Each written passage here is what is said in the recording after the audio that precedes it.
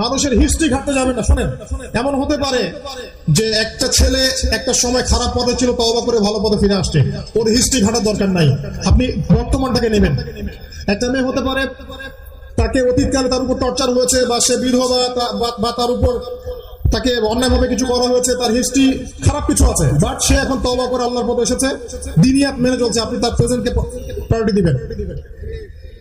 মানুষের হিস্ট্রি ঘাটবেন না। মানুষের দোষ ঘাটতে গেলে আল্লাহ আপনার দোষ ঘেটে ফেলবেন।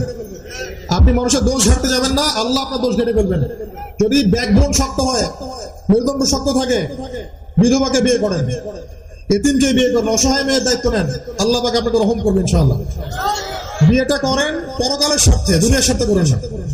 দুনিয়ার স্বার্থ ভাই কি? সুন্দরী হবে একটু, এই তো সুন্দরী হবে, ওর বাপের টাকা পয়সা বেশি আছে, জমি জমা বেশি আছে, এই তো।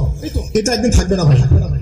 বিয়ের এক বছর 2 বছর পর দেখবেন সব রঙিন জিনিস সাদা কালো হয়ে গেছে।